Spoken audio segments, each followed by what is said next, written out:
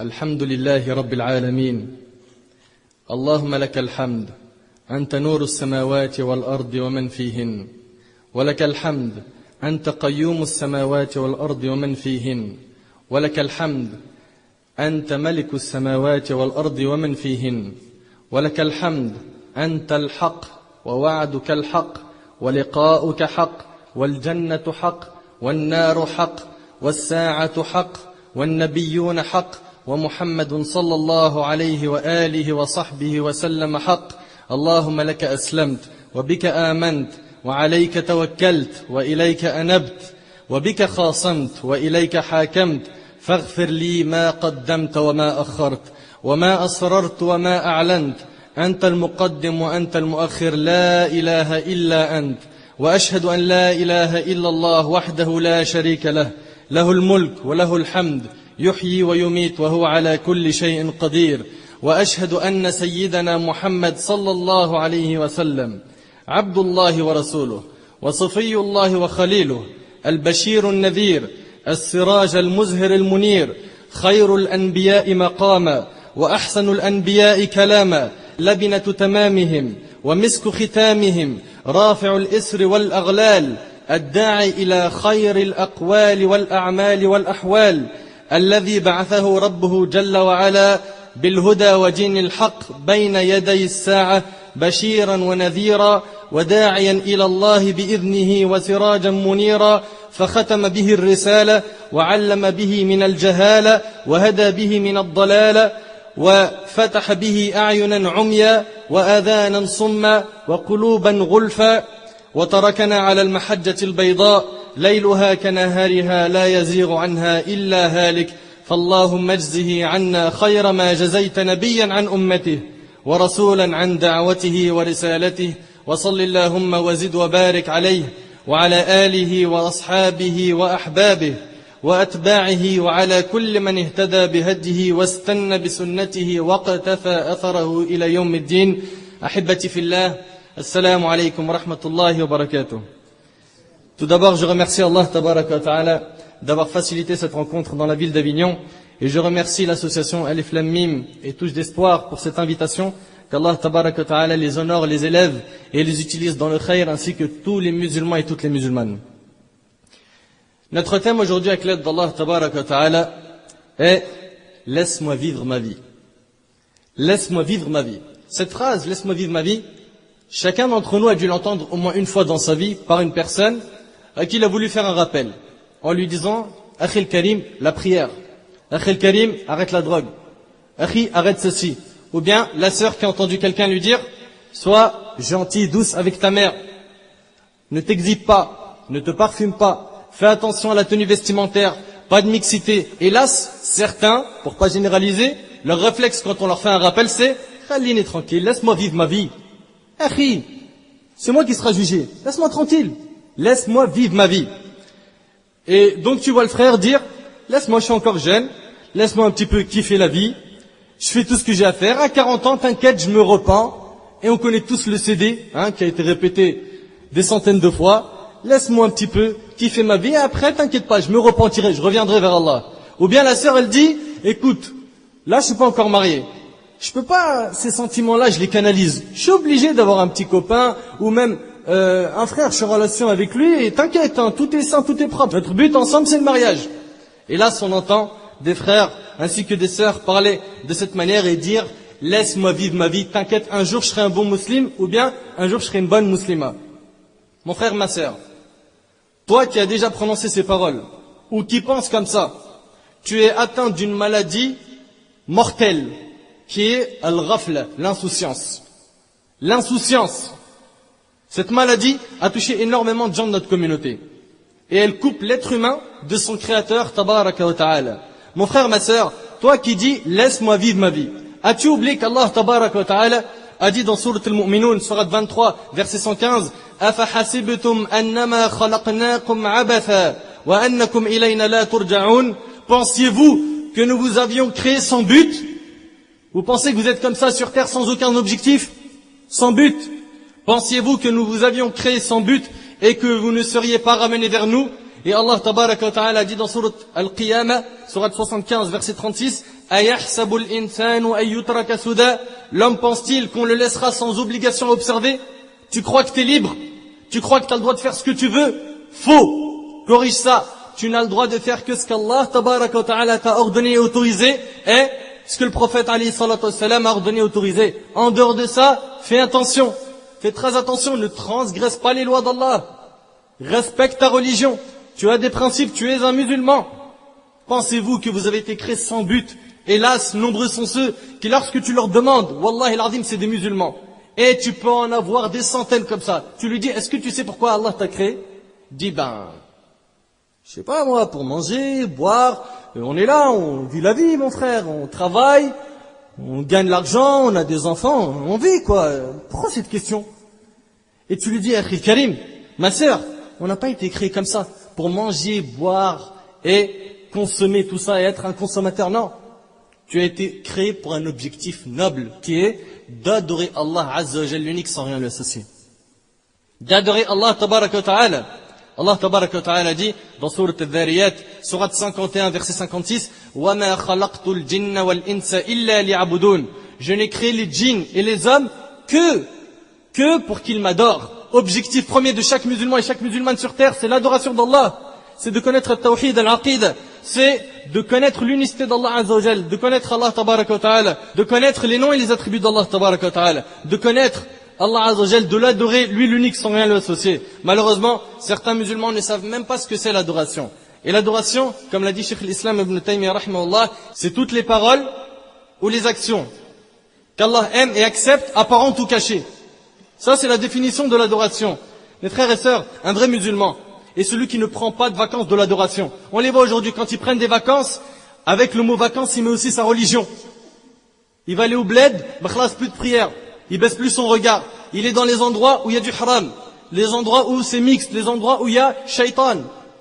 Et il pense qu'on peut prendre en tant que musulman des vacances de l'adoration. Non, faux. On a le droit de prendre des vacances pour reposer le corps, mais pour l'ibadah, interdit. Allah Tabaraka wa Ta'ala a dit dans sourate Al-Hijr, sourate 15, verset 99, وَعْبُدْ رَبَّكَ حَتَّى يَأْتِيَكَ الْيَقِينَ. Et adore ton Seigneur jusqu'à ce que te vienne la certitude. Et la certitude ici, c'est la mort. Tu dois adorer Allah Tabaraka wa Ta'ala du premier jour jusqu'au dernier. À partir du moment où Allah Tabaraka wa Ta'ala t'a permis de comprendre la religion, de revenir sur le droit chemin, de comprendre la réalité des choses, de comprendre ta religion, de savoir qu'il y a un créateur qui nous a demandé sur terre de l'adorer, tu te dois de l'adorer, lui l'unique sans rien lui associer. Ses ordres passent avant tout. Avant même notre épouse, avant nos parents, avant nos enfants. Ça c'est l'ordre. Et en adorant Allah, tu gagnes le bonheur dans ce bas monde et dans l'autre. Et Wallahi al-Azim, je vous parle en connaissance de cause. Les croyants, les pratiquants, ceux qui sont attachés à leur religion, ils sont heureux. Tu vas me dire, mais non, c'est pas possible, j'en connais, ils sont éprouvés, oui, mais dans l'épreuve, il arrive à trouver la joie. Même dans l'épreuve, il arrive à être patient. Il comprend, il comprend le sens de l'épreuve. Tandis que quelqu'un qui n'a pas la foi, quelqu'un qui est faible dans le dîn, la plus petite épreuve, elle lui fait trembler sa vie. Et celui qui est attaché avec Allah, tabaraka wa ta'ala, sait que le bonheur se trouve dans l'iman, la foi. C'est que quand il va écouter les paroles d'Allah, quand il va citer une conférence, quand il va voir des frères, tout ce qui lui rappelle Allah, il sera bien. Donc il est tout le temps joyeux. Parce qu'il a la capacité d'être joyeux tout le temps. Voir des frères, aller dans la mosquée, etc., etc., etc. Tandis que celui qui pense que le bonheur, c'est l'argent, le bonheur, c'est les femmes, le bonheur, c'est le luxe, etc., etc., va le voir. Dis-lui, toi qui as de l'argent, est-ce que tu es heureux? Toi qui t'habilles bien, toi qui as tout ce que tu veux, toi qui as un père, machallah, qui te donne de l'argent, et tu manques de rien. Ou bien, tu gagnes bien ta vie. Est-ce que tu es heureux? Et tout le temps? Non. Il est heureux que quand il se procure quelque chose d'éphémère de ce bas monde. Quand il a le nouveau iPhone. Quand il a un iPad. Quand il a une belle voiture. Quand elle a acheté des beaux vêtements. Quand elle a le dernier parfum, etc. C'est simplement un instant. Après ça, la joie, elle part. Et les tristesses et les angoisses restent. Et Allah, tabaraka wa ta'ala, nous donne la solution pour être heureux dans les deux mondes. Allah, tabaraka wa ta'ala, dit dans sourate An-Nahl, sourate 16, verset 97, من عمل صالحا من ذكر أو أنثى وهو مؤمن فلنحيينه حياة طيبة ولنجزينهم أجرهم بأحسن ما كانوا يعملون. Allah tabaraka wa ta'ala dit quiconque mâle ou femelle fait une bonne œuvre tout en étant croyant. Donc il fait de bonnes œuvres. Il essaye d'être un pieux. quiconque mâle ou femelle fait une bonne œuvre tout en étant croyant, qu'est-ce qu'il gagne? Allah il dit, nous lui ferons vivre une bonne vie. Subhanallah. Donc ne te dis pas, je vais me rapprocher de la religion, ça y est, c'est les ténèbres. Ça y est, plus de joie. Ça y est, je peux plus sortir. Ça y est, je vais devenir comme l'autre là, toute la journée je suis à la mosquée. Non, absolument pas. Faux. Faux. Les plus heureux, les plus apaisés dans leur cœur, c'est les croyants. Ils se sentent bien. Leur vie a pris un sens. T'as qu'à voir aujourd'hui les rappeurs comme Loon par exemple. Le rappeur américain. Depuis sa conversion. Regarde comment il est. Il dit avant, j'avais tout. Argent, j'étais celui qui avait le plus d'argent. Femme, j'avais une queue qui courait derrière moi quand je marchais dans la rue. Luxe, voyage, notoriété, il avait tout. Et il dit, j'étais pas heureux. Quand je restais entre quatre murs, j'étais pas bien. D'ailleurs, les stars ne sont pas heureux. Changez un petit peu tout ce que vous avez appris par les médias. C'est les gens les plus tristes qui existent. C'est les gens qui connaissent le plus de déceptions amoureuses. C'est les gens qui savent sourire devant un public, savent bien chanter ou faire la comédie. Mais après, regarde-le entre quatre murs. Allah tabaraka wa ta'ala dit, quiconque mâle ou femelle fait une bonne œuvre tout en étant croyant, nous lui ferons vivre une bonne vie et nous les récompenserons certes en fonction des mères de leurs actions. Et Allah tabaraka wa ta'ala dit dans un autre hadith qui est cette fois un hadith qudsi, le hadith d'Abi Hurayra, Allah dit ô fils d'Adam, soumets-toi à mon adoration. Soumets-toi à mon adoration. Adore Allah. Adore Allah, mais bien comme il le faut, comme un adorateur sincère. Adore Allah sincèrement. Qu'est-ce qu'il dit Allah? Ô fils d'Adam, soumets-toi à mon adoration, je remplirai ton cœur de richesse et compenserai ta pauvreté. Et compenserai ta pauvreté. Mais si tu ne le fais pas, je t'accablerai de problèmes. Et regardez-le aujourd'hui, ceux qui veulent se détourner de la religion d'Allah. Ils sont pas tout le temps dans des problèmes, tout le temps, et ils n'arrivent pas à les résoudre. Tandis que celui qui est dans le din, même s'il a des problèmes, il peut les résoudre, parce qu'il va revenir à Qala Allah, Qala Nabi alayhi salatu wassalam. Je t'accablerai de problèmes et je ne compenserai pas ta pauvreté, rapporté par Tirmidhi et authentifié par Al-Albani rahimahullah. Et le prophète alayhi salatu wassalam, dans le hadith d'Abi Hurayra, qui est rapporté par Bukhari et Muslim, a expliqué c'est quoi le vrai bonheur.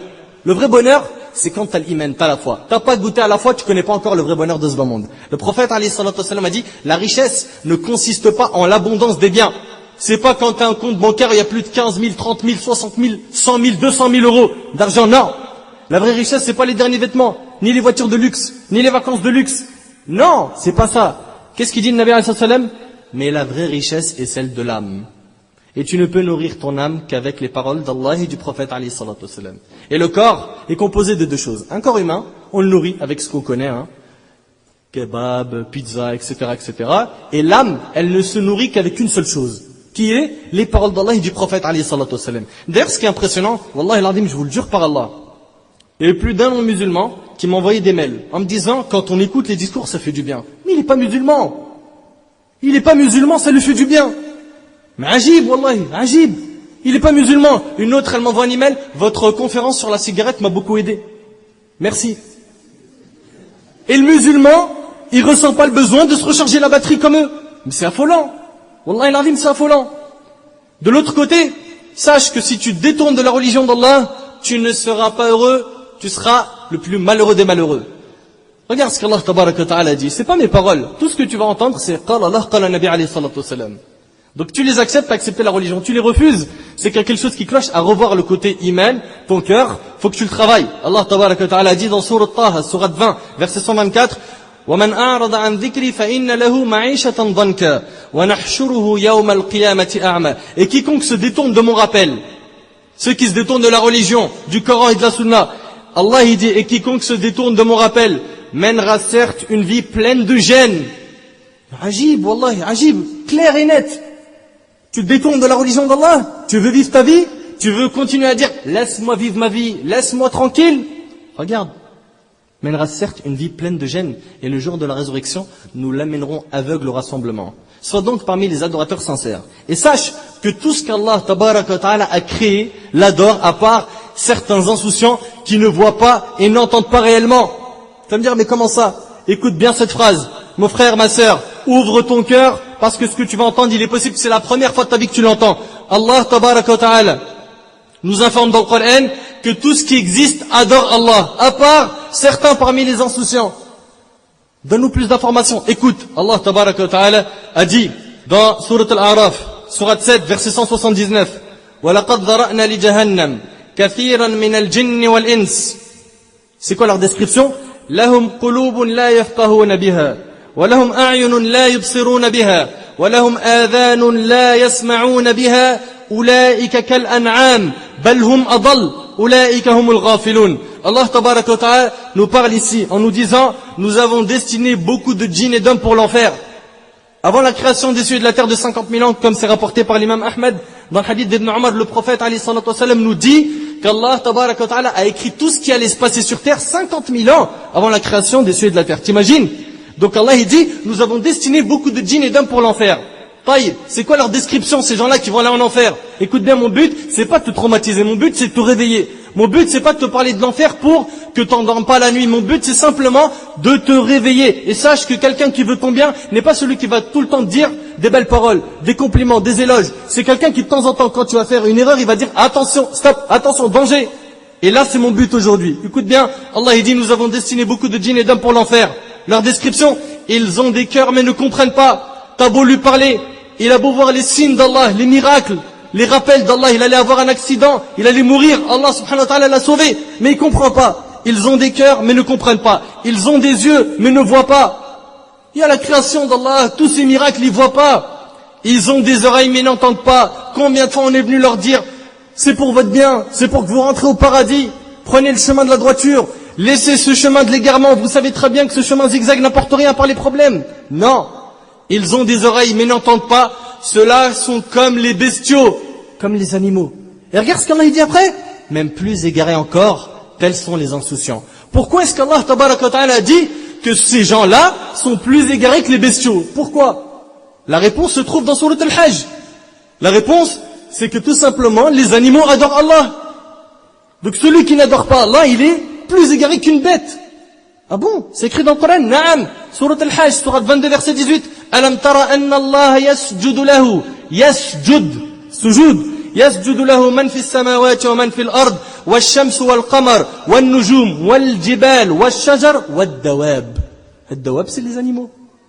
والدواب وكثير من الناس وكثير حق عليه العذاب ومن يهن الله فما له من مكرم إن الله يفعل ما يشاء. Allah dit: n'as-tu pas vu que c'est devant Dieu que se prosternent tous ceux qui sont dans les cieux et tous ceux qui sont sur la terre? Tous ceux qui sont dans les cieux et tous ceux qui sont sur la terre. Tu veux le détail? Écoute le verset. Allah il dit: le soleil, la lune. Naam, le soleil se prosterne. Ah bon? Je savais pas. Ben écoute, le soleil, la lune se prosternent, les étoiles, les montagnes, les arbres, les animaux, ainsi que beaucoup de gens.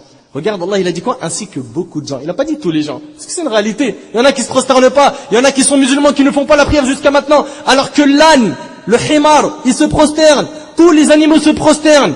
Mais comment ça ils se prosternent?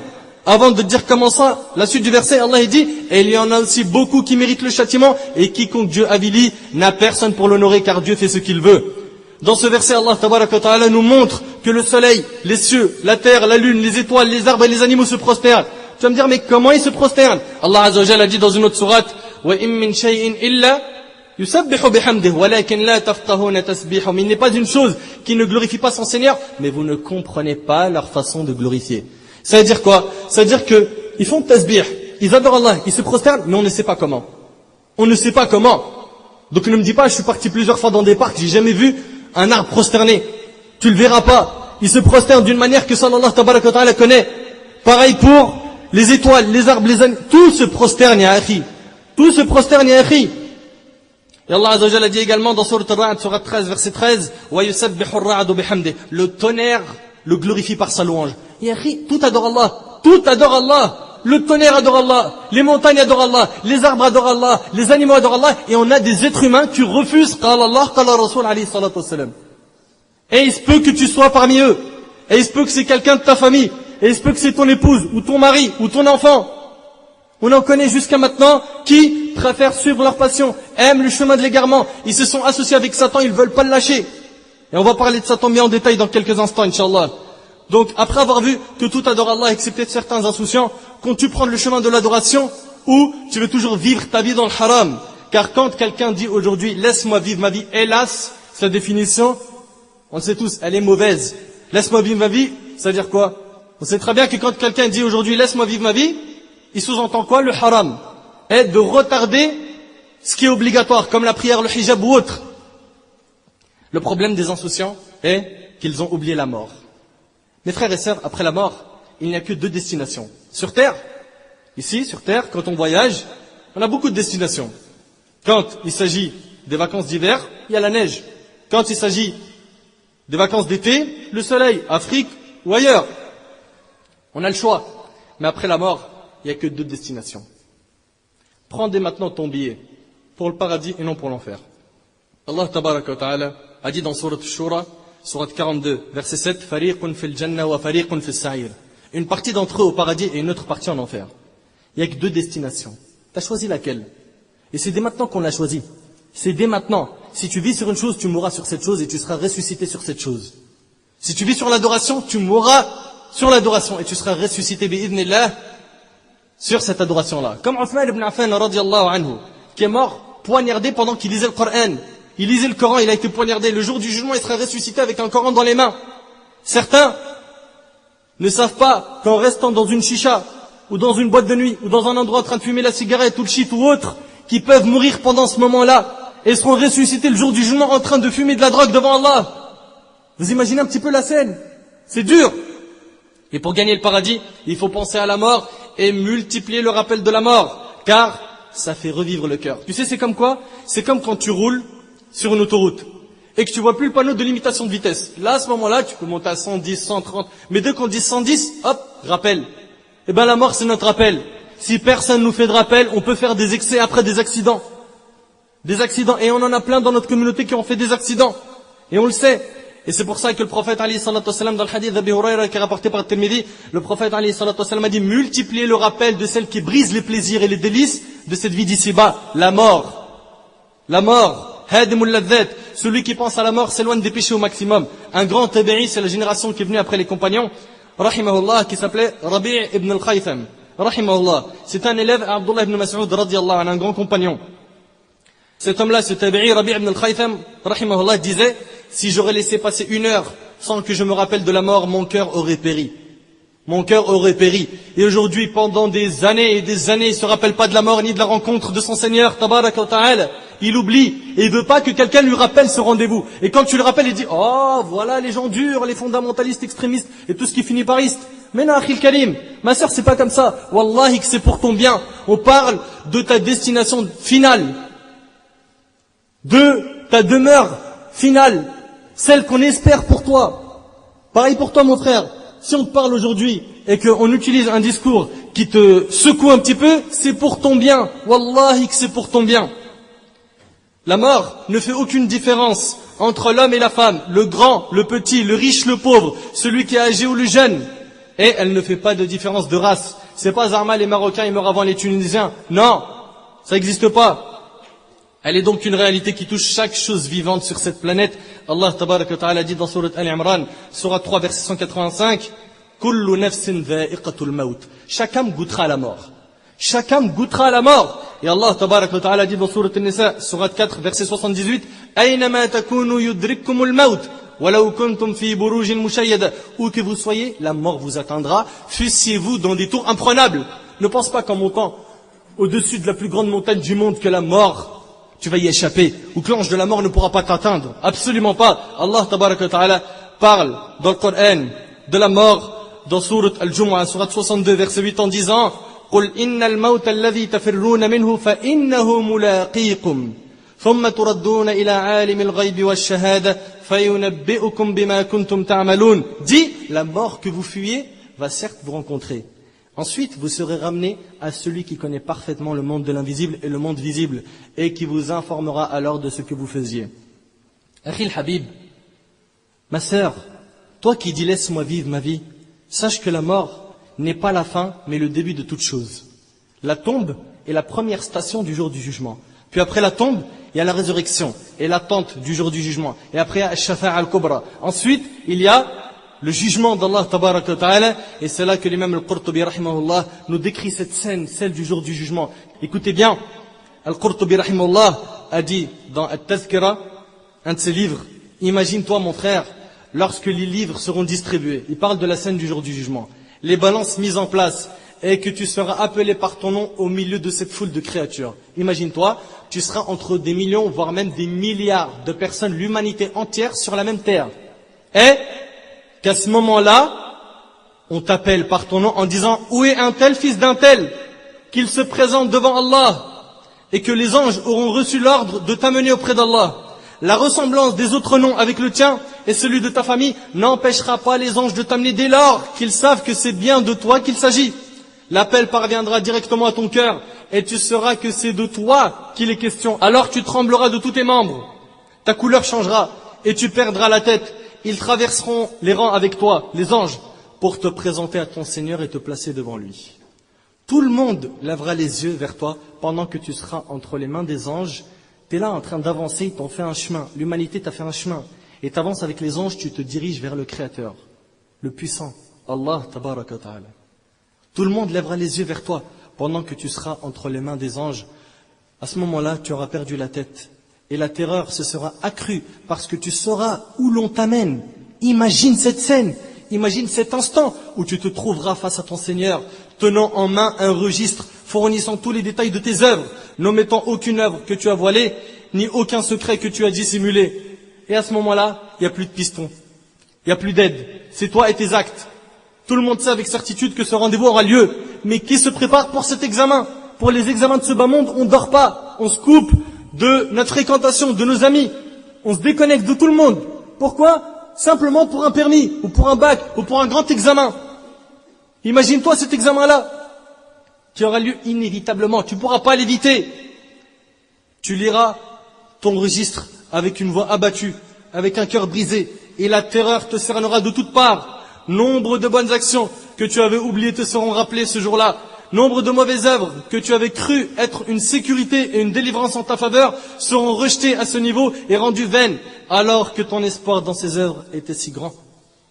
Une grande tristesse sera dans ton cœur et nombreux seront les regrets que tu auras d'avoir négligé l'obéissance d'Allah tabaraka wa ta'ala. Et sache qu'après le jugement, ce n'est pas terminé. Il y a le pont, as-sirat, qui est plus fin qu'un brin de cheveux, plus tranchant qu'un sabre. Les mécréants et ceux qui n'ont pas obéi à Allah, ils marcheront à peine et ils tomberont en enfer, waliyadhu billah, qu'Allah subhanahu wa ta'ala nous en préserve. Après cela, il y a donc l'enfer. Et sache que le fait d'être trempé, ne serait-ce qu'une seule fois en enfer, te fera oublier tous les plaisirs que tu as connus dans ce bas monde. Une seule fois être trempé, c'est quoi le dalil? T'as une preuve, bien sûr. Anas ibn Malik radiyallahu anhu rapporte que le prophète alayhi salatu wassalam a dit: on fera venir la personne qui avait le plus de bienfaits dans ce bas monde, celui qui s'est éclaté dans tous les sens du terme. D'accord? Celui qui a fait son kiff. On le ramènera, et celui-là donc qui fait partie des gens de l'enfer. Et on le plongera dans l'enfer pendant un instant. Imagine un peu la scène. On plonge en enfer une fois, on le trempe, c'est tout. Et ensuite, on lui dira au fils d'Adam: n'as-tu jamais vu un bien? Alors c'était bien ce bas monde? Regarde la réponse. Alors il dira: non, je jure par Allah mon Seigneur. Non, je jure par Allah mon Seigneur. Et le hadith, il est rapporté par Muslim. C'est-à-dire que le fait d'être trempé une seule fois en enfer, ça te fait oublier tout ce que tu as fait, za'ama, de bien, alors que c'était dans le haram, dans ce bas monde. Tout. Tu te rappelles les nuits au téléphone avec le sexe opposé? Tu te rappelles de ça? Tu te rappelles la musique? Tu te rappelles la désobéissance aux parents? Tu te rappelles quand tu mentais à tes parents pour sortir, pour aller dans des endroits où il n'y a que du haram? Tu te rappelles de ce que tu as fait avec cette fille? Tu te rappelles, ma sœur, ce que tu as fait avec cet homme? Tu te rappelles? Eh ben, tout ça, en étant trempé une seule fois en enfer, tu l'oublieras. Mes frères et sœurs, les habitants de l'enfer verront une scène effrayante et qu'Allah tabaraka wa ta'ala fasse qu'on la voit jamais. Dites amin. Cette scène qui fait très peur se déroulera en enfer. En enfer.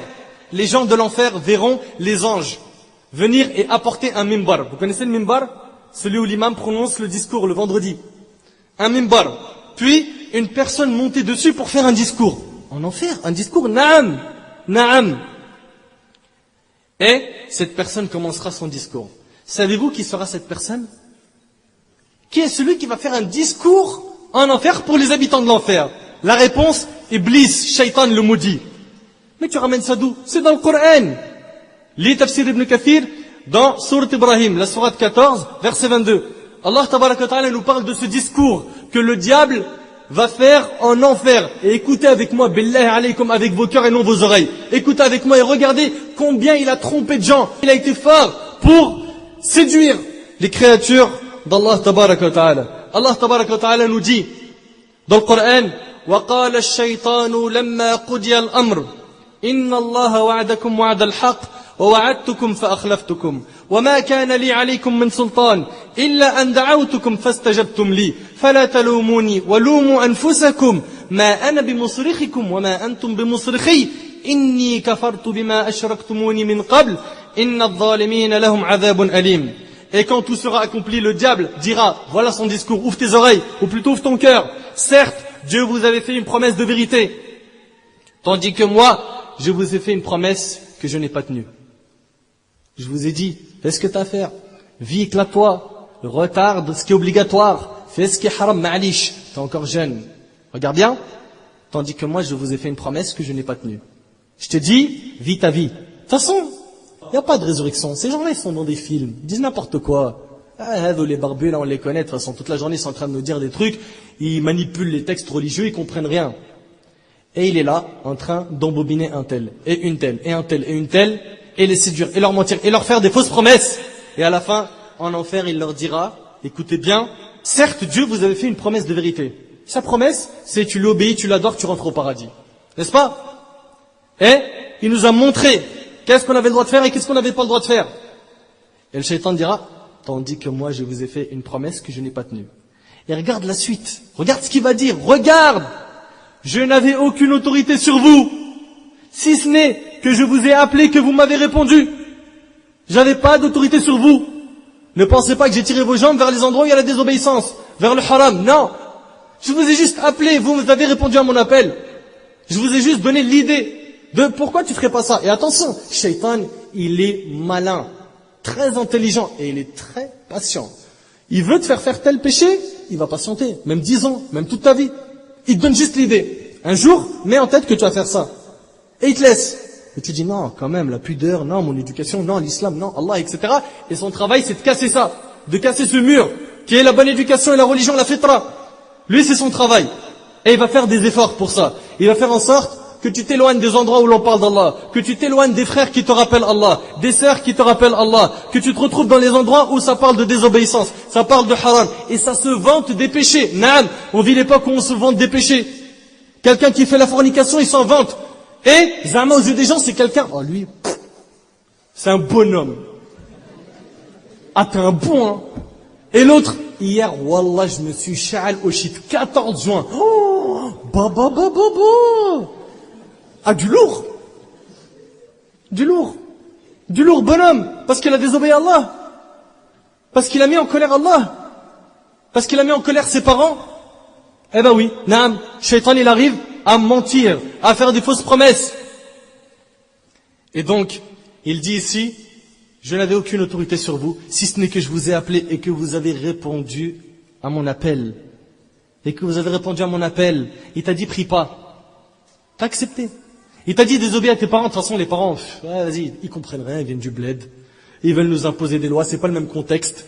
Ils ont rien compris. À chaque fois que je leur parle, il y a un décalage dans tout. Non, laisse tomber. Et donc, il te fait perdre les priorités de ta vie.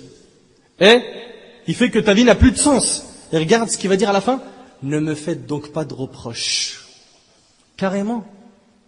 Jusque-là, naam. Ne me faites donc pas de reproches. Mais faites-en à vous-même. Allahu Akbar. Mais faites-en à vous-même. Je ne vous suis d'aucun secours. Je ne peux pas vous aider. Dabarrasak. Ah, t'as voulu m'écouter, mon frère, aujourd'hui c'est toi qui es devant les problèmes, moi je m'en fous. Et regarde, et vous ne m'êtes d'aucun secours. Je vous renie de m'avoir jadis associé à Dieu. Certes, un châtiment douloureux attend les injustes. Mon frère, ma sœur, sache que les gens autour de lui ce jour-là, en enfer, seront nombreux, hélas. Certains n'écoutaient aucun discours dans ce bas monde, même pas celui du vendredi. Mais en enfer, ils seront au premier rang en train d'écouter son discours. Comprenez que le but de Satan, le maudit, est de faire de nous des perdants le jour du jugement. Avec tout cela, on ne doit pas se sentir en sécurité. Les compagnons radiyallahu anhum, les plus pieux qui ont existé sur terre, ils avaient tout le temps peur d'Allah. Tout le temps peur d'Allah. Ils avaient peur qu'Allah n'accepte pas leur œuvre. Ils avaient peur de l'ostentation. Ils avaient peur de l'orgueil. Ils avaient peur du châtiment d'Allah.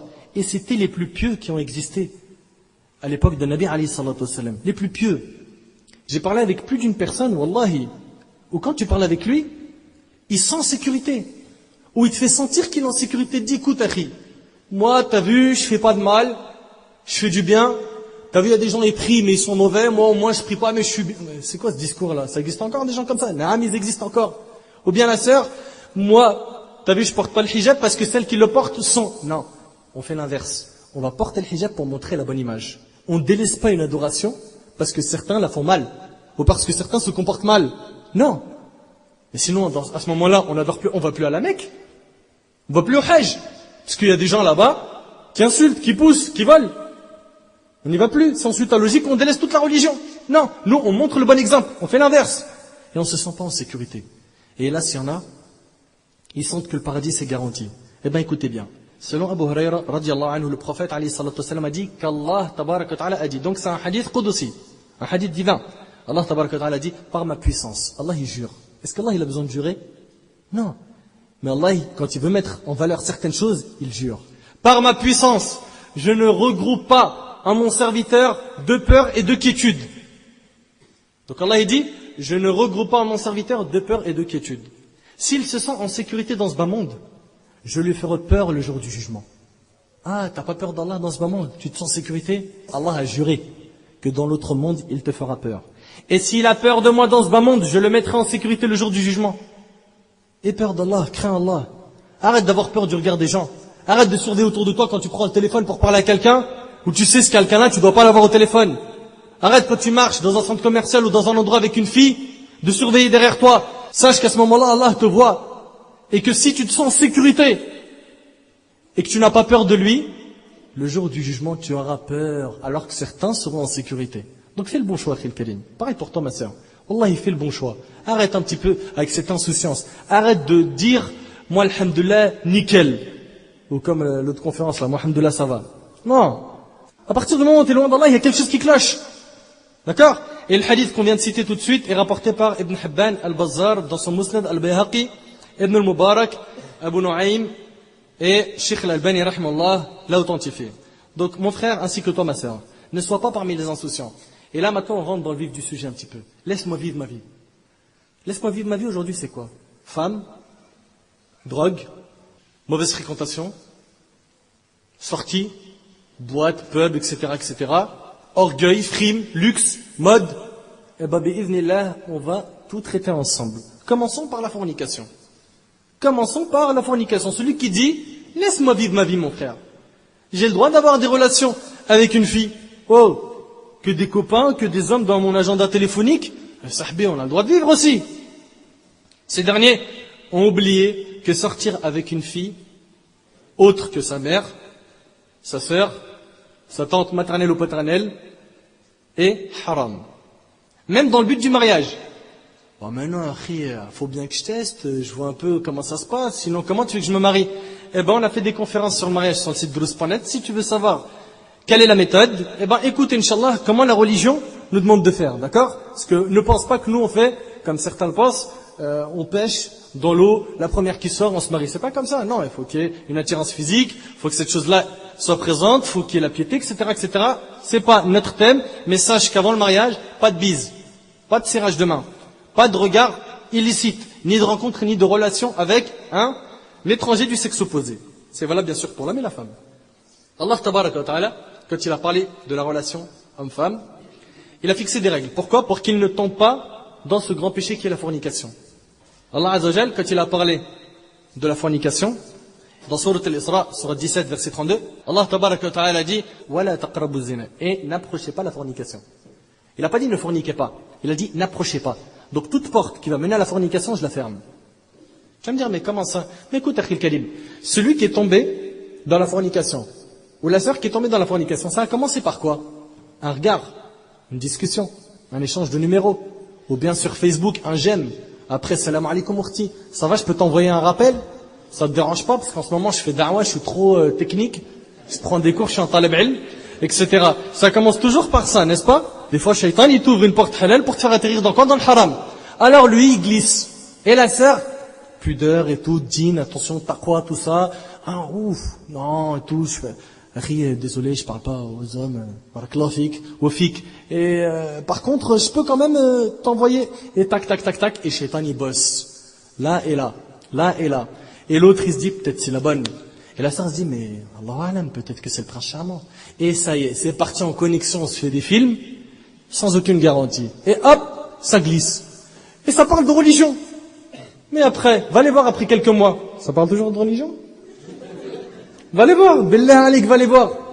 T'as fait quoi cette journée aujourd'hui à l'école? Arrête. Il va lui dire des trucs qu'on dit à sa propre femme. Akhil Karim, subhanallah. Ça a démarré de quoi? Du début, la bonne intention. Toujours, de toute façon, c'est la bonne intention, n'est-ce pas? Tu connais pas mes intentions, Akhil, arrête de me juger. D'accord, Akhil, je te juge pas. Mais je peux te dire juste un truc, c'est quand tu ouvres cette porte, elle est dangereuse. Et c'est dur de la fermer. Surtout, s'il y a des échanges de sentiments. Il y a sahbi pour rattraper le coup, c'est chaud. Wallahi al-azim, c'est chaud. S'il se voit, et que ça y est, chut, la flèche de Satan, elle passe bien, si elle perce le cœur, oublie. Après, c'est échec scolaire, ça va plus à la maison, ça mange pas, ça dort pas, dispute avec les parents, dispute. Ça y est. Dans la maison, c'est déréglé. Pourquoi? Ça a démarré d'un petit coup de clavier, ou d'un SMS, ou d'un regard, ou d'un échange de numéros. Et combien, wallahi al-azim, wallahi, je le jure par Allah, combien on a reçu d'emails de sœurs chastes qui ont perdu leur virginité. Pourquoi? Parce qu'ils se sont laissés aller en se disant, pour moi, t'inquiète, j'ai des limites. Akhil Karim, ma sœur, t'es en train de défier Shaitan. Tu sais ça veut dire quoi? T'es en train de défier Shaitan. Là, t'es en train de dire au diable, je vais le fréquenter, mais je vais pas te suivre jusqu'au bout. Tu rêves. Tu rêves. Et si jusqu'aujourd'hui t'as réussi à te retenir, personne ne te garantit que demain tu vas réussir. Personne. Et le prophète, alayhi salatu wassalam, nous a dit dans le hadith de Amr ibn al-Rabi'a radiyallahu anhu, que l'homme ne s'isole pas avec une femme qui lui est illicite sans un homme, un mahram, car Satan, Shaitan, sera leur troisième rapporté par Ahmed. Et cette isolation se fait aussi bien dans le téléphone, sur le net, que dans la rencontre. Il n'y a pas qu'un seul moyen de s'isoler avec une femme. C'est pas vraiment on est dans la même pièce, c'est bon. Non. Au téléphone, ils sont seuls. Et elle chuchote parce qu'elle a peur de son père qui est dans la salle de côté ou son grand frère ou autre. Ou bien, sur le net. Et dès que quelqu'un y rentre, hop, on baisse la fenêtre, ou on change la page. Ikhwani, faites attention. T'as pas le droit de t'isoler. Parce qu'après, qu'est-ce qui se passe?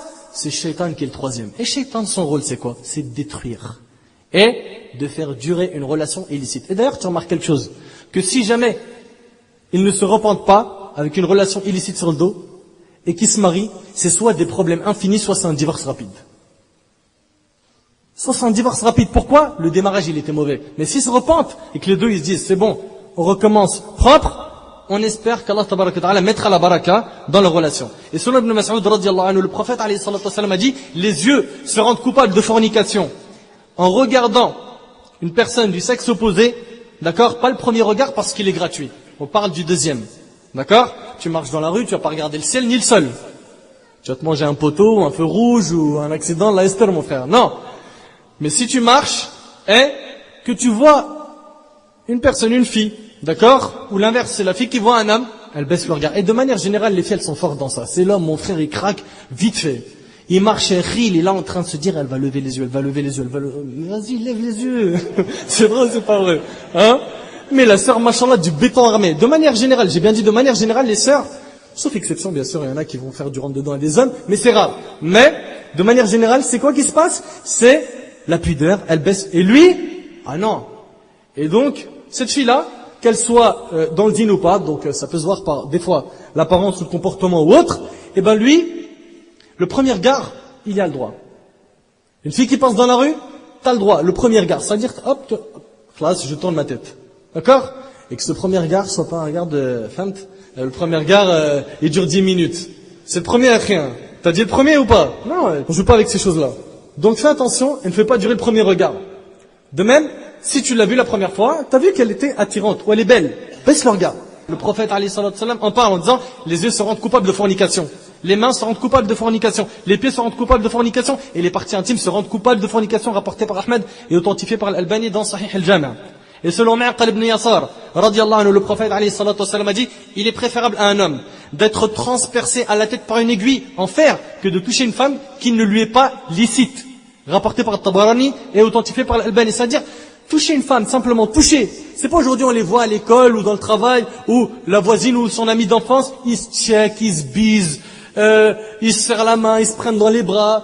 Non, non, c'est une femme étrangère, pas de serrage de main, pas de bise, et tu lui dis bien, pas de contact physique, arham waldik. D'accord? Donc, toi qui joues avec les filles dans le haram, sache, et retiens-le bien ça mon frère, parce que, hélas, je l'ai déjà dit dans des conférences pour ceux qui écoutent un petit peu nos audios, et je l'ai dit, je le répète, c'est une obligation, dans notre communauté, hélas, on a des loups. On a des loups. Des loups. Son but, il joue avec elle, il s'amuse avec elle, il est très fort pour parler et jeter des fleurs et lui manger sa cervelle rapidement. Alors c'est un professionnel. Il va lui jeter des fleurs, des belles paroles, il va lui dire toi, t'es ma rose, t'es ma tulipe, etc., jusqu'à elle la met dans sa poche. Tu vois, il lui met la petite pommade dans le cœur là, la crème, ça y est, c'est bon, elle est dans la poche, khalas. On va jouer un petit peu, et on lui fait croire Zama, mariage. Une fois qu'on la jette, on tourne la page et on voit autre chose. Et là, on en a qui sont comme ça. Eh ben mes frères, vous qui êtes comme ça, ouvrez bien vos oreilles. Le prophète alayhi salatu wassalam a dit Kama tadin tudan, comme tu fais, on te fera. Demain, bi'idhnillah, si Allah subhanahu wa ta'ala te donne la vie, tu seras père de famille. Et tu auras des enfants. Et ce que tu as fait comme mal, tu le rembourseras sur tes enfants. Tu le rembourseras, c'est des dettes. Ouais, mais écoute, c'est simple. Allah subhanahu wa ta'ala, il a interdit l'injustice. Si toi, tu veux pas qu'on fasse ça avec ta propre sœur de sang, pourquoi est-ce que tu l'acceptes pour une autre femme qui est musulmane, ou même une non-musulmane? Même avec une non-musulmane, c'est interdit. C'est interdit. Et non, tu les vois, ils se laissent aller. Je dis, Akhi, vas-y, quand même. Et Wallahi al-Azim, je le jure par Allah, que des fois je parle avec des jeunes, 18, 19, 20, en général c'est l'âge, excusez-moi du terme, excusez-moi, ils sont un peu claqués de la tête. Wallah, ils sont claqués, ils ont rien dans la cervelle. Rien, le vent. Du vent, il vit pour ses passions, pour assouvir ses plaisirs dans le haram, il est vide, faire, mesquin. Mais ce qui se passe, ce jeune, c'est que demain, il sera, bi'idhnillah, père de famille. Ou bien, même s'il n'est pas père de famille, il a bien des sœurs. Eh ben, comme tu fais, on te fera. Comme tu fais, on te fera, sois-en sûr. Sauf si tu t'es repenti d'un repentir sincère. T'as arrêté, t'as tiré le frein à main du péché, khalas. À ce moment-là, bi'idhnillah, c'est garanti. Khalas. C'est fini, tu payes plus de facture. Mais tu joues, Akhil Karim, en plus de ça, une question, sois honnête. T'aimerais qu'on fasse ça avec ta sœur? Aujourd'hui, il te le dit, Wallahi, je la vois avec un homme. Je la moche. L'homme et la femme. Les deux. À l'hôpital. Je les démonte. Je les deg, etc. N'est-ce pas? Taïb. Pour ta sœur, tu veux pas. Taïb, pour ta mère. T'es malade ou carré? Oh. T'as pour ta tante. Respecte-moi un petit peu. T'as ta cousine. Écoute, il y a un homme, il marche avec ma cousine, il est fini. Taïb, mon frère. La fille avec qui tu vas faire ça, elle est bien la sœur de quelqu'un, la tante de quelqu'un, la mère de quelqu'un ou la cousine de quelqu'un. Si tu n'aimes pas qu'on te fasse ce mal chez toi, ne le fais pas aux autres. Ça, c'est une religion de justice. C'est une religion qui appelle à quoi? À la justice. Et je continue à parler de ceux qui disent « laisse-moi vivre ma vie ». Donc ça, c'est la fornication. Après, laisse-moi m'habiller comme je veux. Laisse-moi m'habiller comme je veux. Je suis libre. Rentre pas dans les vêtements, s'il te plaît. Moi, je te dis, simplement, je suis là pour t'informer. Qu'est-ce qu'Allah subhanahu wa ta'ala dit et qu'est-ce que le prophète alayhi salatu wasallam a dit. Après, t'en fais ce que tu veux. À partir du moment où t'es informé, à partir d'aujourd'hui, c'est fini, t'as plus d'excuses. Mais fallait pas me dire si, parce que je veux ton bien. Je veux que t'ailles au paradis. Ouais, mais si je l'aurais pas su aujourd'hui, j'aurais pu quand même continuer un peu. Non, akhi, je veux ton bien. Donc alors aujourd'hui, la pudeur a presque disparu dans notre communauté. Wallahi al-azim, de plus en plus, elle se fait rare. Chez nos frères et chez nos sœurs. Et d'ailleurs, une des ruses de Satan est de faire dériver les hommes et les femmes lorsqu'ils sont dehors. Tu vois les hommes habillés en super jean méga serré, il va exploser. C'est vrai, c'est pas vrai?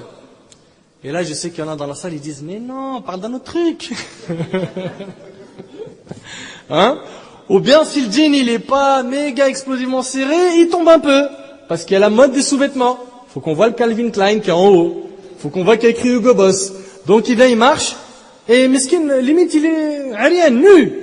Et ça, c'est une mode. T'imagines, à l'époque du prophète, alayhi salatu wassalam, ils ont vu un homme comme ça, on lui dit, à Rasulallah, c'est la mode.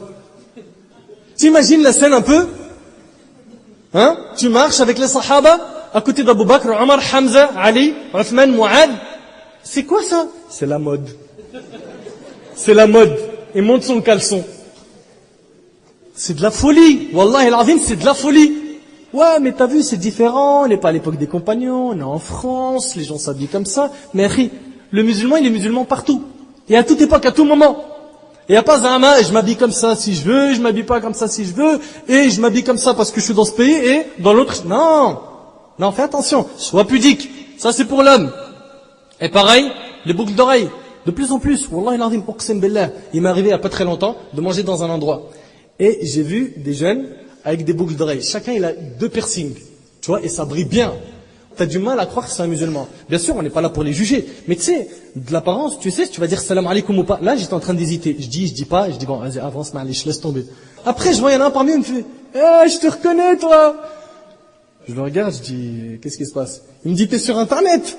Wallahi, j'étais étonné. J'étais étonné. En même temps, j'étais content. Pourquoi? Ça fait plaisir de voir que même des gens qui sont un petit peu loin, ou d'apparence, ils ont un peu de mal à changer, etc., et qui sont attachés un petit peu à ce bas monde, au péché, à donner, etc., ils aiment quand même les rappels. Ça fait plaisir. Mais, j'aimerais quand je te vois, je vois en tant que t'es un musulman. Tu vois ce que je veux dire? Et encore une fois, on le dit, et ça c'est important, on ne juge pas par les apparences en disant lui il est mauvais parce qu'il est comme ça. Non, il peut avoir un très bon fond. D'accord? Même la sœur qui n'a pas le hijab, Wallah al-Azim, on connaît des histoires, on nous a raconté des sœurs qui n'ont pas le hijab, elles prient la nuit, elles sont douces, elles sont serviables, etc., etc.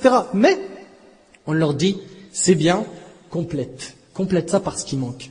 Complète ça parce qu'il manque. Et ça c'est donc les jeunes. Boucles d'oreilles, chaînes, gourmettes, graines de café. Les montres et les lunettes c'est de l'or. Les coupes de cheveux, je t'en parle même pas. Les coupes de cheveux, frère Rachid tout à l'heure, il en a parlé, j'en parle pas. C'est flippant, les oiseaux là. Et pour les femmes, d'ailleurs, ce qui est triste, c'est quand je dis les femmes, c'est que des fois certaines parmi nos sœurs qui portent le hijab trouvent le moyen de rester quand même super méga fashion. Elle a porté le hijab, khlas. C'est bon, je vais être pudique, je vais mettre le hijab, le voile, pas de problème. Mais elle arrive à trouver le moyen d'être une fitna. Elle veut montrer aux gens, attention, je suis toujours dans le move, hein. Oui, hijab, mais je suis là. Ma sœur, le hijab c'est le hijab, et partout, tu dois porter le même vêtement. Le vêtement ample, qui respecte bien sûr les principes de l'islam. Et des fois, cette sœur mesquine, qui est voilée ou pas, elle s'habille très serrée. Et ça, pareil, c'est pas bon. Pourquoi? Parce qu'on voit tes formes, et en voyant tes formes, tu attires les hommes. Et en attirant les hommes, il est possible que tu sois la cause qu'un homme vienne te parler, après une relation illicite, etc., et ça va loin. Donc nous, dès maintenant, ce qu'on te dit, ma sœur, c'est pas Zama devient une extraterrestre, change du jour au lendemain, en faisant des trucs anormaux. Non. Change du jour au lendemain en étant normal, oui. Sans brusquer, sans être choquant, etc., oui. Donc certaines de nos sœurs, vêtements serrés, ou bien parfumés, ou bien transparents. Mais ce qui elle est habillée sans être habillée. Et des fois, elle a le hijab, tu vois. Ou bien, piercing dans le nez. Oh, vas-y, arrête de parler de ça, c'est bon. Piercing dans le nez, t'es en train de cartonner, là, qu'est-ce qui t'arrive? Là, je suis en train de simplement de te dire, ma sœur, que ces choses-là, religieusement, attirent. Mais c'est-à-dire, on n'a pas le droit d'être belle. On n'a pas dit ça. Ça, c'est une chose qu'on me répète souvent, on n'a jamais dit ça. Écoute les conférences, si tu arrives à me sortir une phrase comme ça, t'es forte. Il y en a plus de 150 sur le net aujourd'hui. Il n'y en a pas une où j'ai dit, la sœur, elle se fait pas belle. Mais chez elle. Et à la maison, elle se fait canon pour son mari. D'accord? À l'extérieur, elle est simple, discrète. D'accord? Simple, discrète. Et ça ne veut pas dire, simple, discrète, qu'elle n'a pas le droit de s'entretenir dans la propreté, tout ça. Absolument pas. D'accord? Propreté, tout ça, mais elle ne fait pas ce qui attire l'homme. D'accord? Elle est discrète, elle est pudique dans tout. Et d'autres parmi nos sœurs, elles mettent, wallah, j'ai jamais compris en fait. Moi, j'ai jamais compris. Je sais pas pourquoi elles le font. Des boucles, alors elle a le hijab, mais elle a une boucle d'oreille comme ça, super costaud en bas qui pend. Wallah, t'as pas compris. Ma sœur, c'est un hijab ou c'est un demi-hijab? C'est quoi? Elle dit, oh, ça va. J'ai caché les cheveux, j'ai le droit de montrer. Non, c'est pas comme ça que ça se passe. Tout ça, ça attire. Toi, tu dois pas être flash dans la rue, tu dois être discrète. Et ça, c'est pour ton bien. Pourquoi? Parce qu'en islam, on te considère comme un trésor. Et un trésor, c'est pas une chose qu'on expose. Tu comprends? Ce qu'on expose, c'est ce qui est dévalorisé, ce qui n'a pas de valeur. Mais ce qui a de la valeur, on le cache, on le couvre. Ou bien elle se rase les sourcils, elle se fait des traits, ou bien elle prend un stylo, elle se fait... Tu la vois, tu relais. C'est pas bon tout ça. D'accord? Sans compter la couleur des vêtements, et on en passe. Shaitan axe ses efforts sur la pudeur des gens, et la fait diminuer au niveau -100. Alors que le prophète, alayhi salatu wassalam, comme il est rapporté par l'imam al-Bukhari et Muslim, a dit, la pudeur fait partie de la foi. De même, le prophète, alayhi salatu wassalam, a dit, la pudeur ne peut apporter que du bien. Rapporté par Bukhari et Muslim. Et dans Sunan al-Tirmidhi, le prophète, alayhi salatu wassalam, a dit, l'impudicité n'existe pas dans quelque chose sans l'en les dire. Et la pudeur n'existe pas dans quelque chose sans l'embellir. Et le diable fait du ouest-ouest aux femmes, avant qu'elles sortent, afin qu'elles se dévêtissent. Il leur met ces idées dans la tête, du genre, tu trouveras jamais de mari si tu t'habilles avec un hijab, avec des vêtements amples. Personne ne te regardera, tu seras seul. Tu vas pas te marier, regarde elle a quel âge, t'as vu, c'est pas vrai, c'est à cause du hijab. Et ça c'est shaitan, la'anatullah alayhi. Il joue sur ça. Certaines femmes suivent alors ce raisonnement et mettent des vêtements plus que serrés, du parfum que tu peux sentir de très loin, des couleurs très attirantes, etc. Mais comme on l'a dit, il s'agit d'une ruse de Satan. La preuve, selon Abu Huraira radiyallahu anhu, le prophète alayhi salatu wassalam a dit, le corps de la femme est une partie intime. Quand elle sort, le diable cherche à se servir d'elle. Regarde bien, quand elle sort, le diable il cherche à se servir d'elle. Le hadith est rapporté par Tirmidhi et authentifié par l'Albani. Et je m'adresse à toi ma sœur, qui jusqu'à maintenant, tu ne portes pas encore le hijab. Je sais que tu aimes la religion. Je sais qu'au fond de toi, tu as un bon fond. Je sais que tu es une fille gentille, que tu es une fille qui a beaucoup de qualités, peut-être même que certaines voilées n'ont pas. Allah tabaraka wa ta'ala dit dans Surat Al-Ahzab, Surat 33, verset 59, Ya ayyuhan nabiy, قل لأزواجك وبناتك ونساء المؤمنين يدنين عليهن من جلابيبهن ذلك أدنى أن يعرفن فلا يؤذين وكان الله غفورا رحيما. Certains disent le hijab c'est seulement pour les femmes du prophète alayhi salatu wassalam. Ben écoute bien, au prophète dit à tes épouses, clair, à tes filles, clair, et aux femmes des croyants. Et tu en fais partie ma sœur. Tu fais partie des croyantes. De ramener sur elles leur grand voile. Elles en seront plus vite reconnues et éviteront d'être offensées. Allah est pardonneur et miséricordieux. Et attention mes sœurs, je le rappelle, c'est un rappel qui est valable pour les frères et les sœurs comme ça, ceux qui sont mariés, ils font le rappel derrière. Le hijab n'est pas le bout de tissu qu'on met sur la tête. Le hijab c'est l'ensemble du vêtement. L'ensemble, la pudeur, de partout. On ne voit pas tes formes, tu es discrète. Pourquoi ?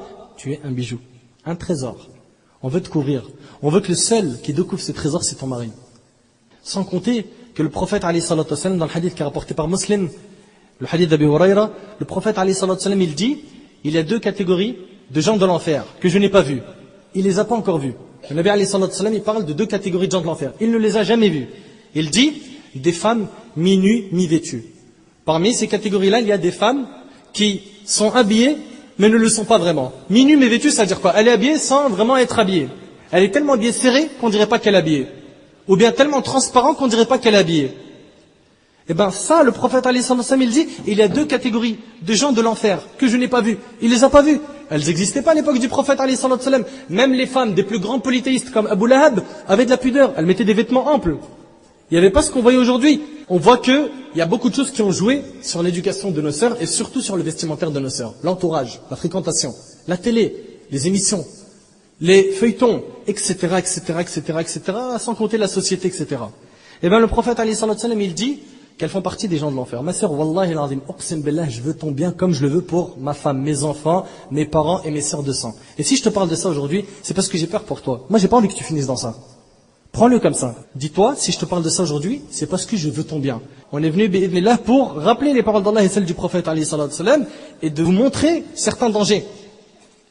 Donc, ici, le prophète alayhi salatu wassalam, il dit, mi-nu, mi-vêtu.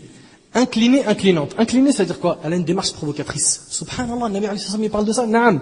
Inclinante, elle fait pencher les hommes vers elle. Le prophète alayhi sallam, il dit à la fin, elles n'entreront pas au paradis et ne sentiront pas son odeur, alors qu'on sent son odeur à une distance de temps et temps. Et sachez, mes frères et sœurs, que la pudeur doit aussi se voir chez la femme dans sa manière de parler. Avec les hommes étrangers. Dans le cas où il y a une nécessité à le faire. Surveillez votre manière de parler avec les hommes, car certains ont le cœur malade. Et Allah a fixé des règles dans le dialogue avec les hommes étrangers. Allah tabaraka wa ta'ala dit, dans Surat Al-Ahzab, Surat 33, verset 32, فَلَا تَخْضَعْنَ بِالْقَوْلِ فَيَطْمَعَ الَّذِي فِي قَلْبِهِ مَرَضٌ. Ne soyez pas trop complaisantes dans votre langage, afin que celui dont le cœur est malade ne vous convoite, et tenez un langage décent. Ne soyez pas complaisantes. Ça veut dire quoi? Pas trop amical. D'accord? Fais attention. Pas trop de mots où on sent Zama, ça y est, on est des potes. Et en même temps, tenez un langage décent. Ça veut dire, le ton que tu vas utiliser, la voix, ne l'embellis pas. Cherche pas à séduire par ta voix. Donc on voit ici la manière de parler et les mots utilisés. Les deux, Allah il en parle dans le Coran. Et ça fait partie de quoi? De la pudeur. Quant à celui qui dit laisse-moi vivre ma vie, j'ai envie de fréquenter qui je veux, viens pas m'étouffer sur la fréquentation, c'est mes potes d'enfance, très bien, pas de problème. Les amis sont de trois types. Un, Celui qui te rapproche d'Allah, attache-toi à lui. 2. Celui qui te fait désobéir matin, midi et soir. Celui-là, tu mets une barrière entre toi et lui, jusqu'à ce que tu puisses renforcer ta foi, et après tu reviens le rappeler à Allah. Et 3e type d'ami, c'est le légume tout frais. Il sert à rien. Ni il t'appelle au bien, ni au mal. Il sert à rien. Celui-là, essaye de le faire évoluer avec toi en même temps. Et la fréquentation a causé la perte de plusieurs croyants et croyantes. Abu Sa'id al-Khudri radiyallahu anhu dit, j'ai entendu le prophète alayhi salatu wasallam dire, ne prends comme ami qu'un croyant et ne mange ta nourriture qu'un pieux. Rapporté par Ibn Hibban et jugé valide par Al-Albani. Ça veut dire, ne fréquente qu'un pieux, ne côtoie qu'un pieux. Et qui dit mauvaise fréquentation dit forcément perte de temps. Ne me dis pas laisse-moi vivre ma vie, mon temps j'en fais ce que je veux. Mon frère, ma sœur, tout ce qui a été perdu peut être récupéré sauf le temps. Lorsque l'on perd le temps, aucun espoir de le retrouver. Voilà pourquoi le temps est le bien le plus précieux que l'homme possède. D'ailleurs, Al-Hassan al-Basri rahimahullah disait, ô enfant d'Adam, tu n'es en réalité que des jours. Lorsqu'un jour passe, c'est en fait une partie de toi qui s'en va. Pour les sœurs, aujourd'hui la perte de temps se manifeste par la télévision, comme les séries Desperate Housewives, et tout ça je connais pas, hein. C'est les gens ils m'ont dit, hein. Plus belle la vie, les émissions de télé-réalité comme Secret Story, etc. Et wallahi je connais pas tout ça. C'est des gens ils m'ont dit voilà ce qu'on regarde aujourd'hui. Ou bien le téléphone, le net, Facebook, les frères, films, foot, jeux vidéo, Facebook, sorties, entre potes. Faites attention à la perte de temps. Ibn al-Qayyim rahimahullah il disait la perte de temps est pire que la mort. Savez-vous pourquoi? Parce que la perte de temps te coupe d'Allah et du jour dernier, alors que la mort te coupe simplement de ce bas monde et de ces gens. Donc toi qui dis, je veux vivre ma vie, fais attention à la perte de temps, fais attention à la fréquentation, fais aussi attention à la musique. Fais attention à la musique que tu écoutes dans ton iPhone MP3 sur net, etc. Le prophète alayhi salatu wassalam, dans le hadith qui est rapporté par Al-Bukhari, d'après Abu Malik al-Ash'ari radiyallahu anhu, il a dit, il y aura parmi ma communauté des gens qui considéreront comme licite la fornication, la soie, l'alcool et les instruments de musique. Et il y a deux amours qui ne se regroupent pas dans un cœur. L'amour du Coran et l'amour de la musique. Si tu aimes le Coran, plus que tout, la musique tu la chasseras de ton cœur et l'inverse. Si la musique a un gros poids dans ton cœur, sache qu'automatiquement tu chasseras le Coran. Fais le bon choix, fais très attention. Pareil, pour celui qui dit laisse-moi vivre ma vie et qui se la raconte, qui aime l'orgueil, la frime, se montrer, les vêtements, le luxe, tout ça, sache qu'Allah tabaraka wa ta'ala a dit, dans Sourate Luqman, Sourate 31, verset 18, وَلَا تُصَعِّرْ خَدَّكَ لِلنَّاسِ وَلَا تَمْشِي فِي الْأَرْضِ مَرَحًا إِنَّ اللَّهَ لَا يُحِبُّ كُلَّ مُخْتَالٍ فَخُورٍ. Et ne détourne pas ton visage des hommes et ne foule pas la terre avec arrogance, car Dieu n'aime pas les présomptueux. Il n'aime pas les orgueilleux, pleins de glorioles, d'orgueil. Et dans un hadith, le prophète alayhi salatu wasalam, dans Sahih Muslim, il a dit, n'entrera pas au paradis celui qui a dans son cœur le poids d'un atome d'orgueil. T'imagines? Le poids d'un atome d'orgueil. Arrête donc de te prendre pour je ne sais qui, parce que tu as tel vêtement, tel téléphone, telle voiture. Par contre, sache que tu as le droit d'avoir une belle voiture. Tu as le droit de bien t'habiller. Le prophète alayhi salatu wasalam, il a dit, Allah est beau et il aime la beauté. Mais, pas d'orgueil, pas d'excès. Kulu washrabu wa la tusrifu. Mangez et buvez et ne commettez pas d'excès. T'as pas le droit de commettre d'excès dans les dépenses, d'acheter des jeans à 200 €, etc., etc. Et pareil, pas d'orgueil. D'accord? Et pareil pour celui qui dit, laisse-moi vivre ma vie, je fume la clope, c'est rien, il y en a d'autres qui fument du shit. Et bien que ce soit clope ou shit, tout ça c'est interdit. Pourquoi? Ça nuit à la santé. En plus de ça, le prophète alayhi salatu wassalam, dans le hadith qui est rapporté par l'imam al-Bukhari Muslim, il a dit, tout ce qu'entraîne l'ivresse est interdit à la consommation. C'est-à-dire shit, alcool, etc. Et ne tourne pas autour du haram, car tôt ou tard tu tomberas dedans. Le prophète alayhi salatu wassalam n'a-t-il pas dit dans le hadith de Nu'man ibn Bashir qui est rapporté par Bukhari Muslim, comme le berger qui fait paître son troupeau autour d'un enclos interdit. Quand tu tournes autour de l'interdit, tôt ou tard tu tomberas dedans. Donc sache qu'il n'y a pas de garantie de ne pas tomber dans le haram. Fais très attention et ne me dis pas je suis jeune, je suis encore jeune, laisse-moi vivre. Et alors, Abu Bakr il était jeune, il avait 37 ans. Le prophète alayhi salatu wassalam il était jeune, il avait 40 ans quand il a reçu la prophétie. Omar en avait 26, Uthman en avait 20. Ali, il en avait 18, Sa'ad ibn Abi Waqqas 17, Suhayb al-Rumi 19, Zayd ibn al-Haritha il avait 20 ans, Al-Arqam il avait 11 ans. Tous ces compagnons-là, ils étaient jeunes. Et pour terminer, j'ai 5 conseils à donner, et après ça, Inch'Allah, je vous laisse en paix, bihawlillah. Premier conseil, crains Allah tout le temps, en secret, en public. Aujourd'hui, on arrive à craindre Allah quand on est devant les gens, mais quand on est en secret, on a du mal. Faites très attention, crains Allah tout le temps, en secret, en public. Deuxième conseil, rapproche-toi d'Allah et repens-toi. Il est grand temps que tu reviennes vers Allah tabaraka wa ta'ala. Selon Abu Hurayra, le prophète alayhi salatu wasalam a dit qu'Allah a dit, Dieu se réjouit du repentir de l'un de vous. Allah il se réjouit de ton repentir. Qu'attends-tu? Et d'ailleurs Allah il dit, celui qui se rapproche de moi d'une palme, je me rapproche de lui d'une coudée. Fais l'effort, viens vers Allah. Tu verras qu'Allah subhanahu wa ta'ala te facilitera. Et après il dit, celui qui se rapproche de moi d'une coudée, je me rapproche de lui d'une envergure. Et quand il vient vers moi en marchant, je viens à sa rencontre en courant, rapporté par Muslim. Et Allah pardonne tous les péchés. Pardonne tous les péchés. Ne désespère donc pas. Troisièmement, fais-toi aimer par Allah. Fais ce qu'Allah aime. Écarte-toi de ce qu'Allah déteste. Fais ce qu'Allah tabaraka wa ta'ala aime. Donc les actes obligatoires, on les soude. Après l'obligatoire, on s'occupe du surrogatoire. Et on fait pas l'inverse. Aujourd'hui, ils font du surrogatoire, il va lire le Coran, il va apprendre du Coran, mais il fait pas le fajr. Comment? Ou elle prie pas. Ou bien, elle fait du surrogatoire, elle porte pas le hijab. Non. Obligatoire, ensuite surrogatoire. Quatrièmement, et ça c'est très important, sois le moteur du bien. À l'époque, quand certains d'entre nous étaient dans le jahiliya, quand on était égarés, certains d'entre nous cherchaient à être le moteur du mal. Ouais, les gars chauds, on fait ça. Et venez les filles, on fait ça. Et hop, les plans haram, on en voit plein. À l'appel. C'est vrai ou c'est pas vrai? Et ben, à partir de maintenant, essaye d'être toi celui qui va être le moteur du bien. Autour de toi, il y a de la corruption. Toi, tu peux changer les choses d'idnillah. Et tu auras la récompense, Inch'Allah, de tout ce que tu auras enseigné aux gens. Tu as enseigné la prière à quelqu'un. Tu as fait revenir quelqu'un. Grâce à Allah, tabaraka wa ta'ala, sur le droit chemin, bi'idhnillah, tu auras sa récompense jusqu'au jour du jugement. Et transmettez le peu que vous connaissez. Ne pensez pas qu'il faut être un savant pour transmettre. Tu connais un petit peu, de manière solide, avec l'explication des savants sur ce que tu as appris, transmets. Transmets. Appelle les gens, ou bien même avec un seul hadith ou une invocation ou une chose. Et dernier conseil, bi'idhnillah, c'est ne calcule pas le regard des gens. D'accord? Parce qu'aujourd'hui, hélas, on fait et on délaisse parce qu'on a peur des gens. Les gens. Moi, j'ai peur de faire ça, les gens. Non. Les gens, t'as pas de compte à leur rendre. Les gens, tu les adores pas, tu n'adores qu'Allah l'unique. D'accord? Donc mon frère, ma sœur, n'oublie pas les scènes du jour du jugement et le discours de trahison de Satan. Porte une grande attention à la pudeur. C'est valable pour toi, mon frère, ainsi que toi, ma sœur. Évite les endroits mixtes, baisse ton regard, revois tes fréquentations, organise ton temps, fais le bien, sois bon envers ta famille, tes amis, tes proches, envers les non-musulmans, pense souvent à la mort et n'oublie pas qu'elle ne vient que soudainement. Et surtout ne te soucie pas de ce que les gens vont dire de toi à partir du moment où tu as cherché la satisfaction d'Allah, tabaraka wa ta'ala. Mon frère, ma sœur, reviens vers la pratique de l'islam. Un musulman non pratiquant, ça n'existe pas. Et sache que tu n'es pas libre de vivre ta vie comme tu le veux, mais plutôt tu dois vivre comme Allah, tabaraka wa ta'ala, le veut, en suivant le meilleur modèle qui est Muhammad sallallahu alayhi wa sallam. ختاما أسأل الله سبحانه وتعالى أن ينفعني بما قلت وأن ينفعكم بما سمعتم هذا ما أعلم والله عز وجل أعلى وأعلم سبحانك اللهم وبحمدك أشهد أن لا إله إلا أنت أستغفرك وأتوب إليك بارك الله فيكم والله je le jure par Allah je vous aime pour Allah تبارك وتعالى وآخر دعوانا أن الحمد لله رب العالمين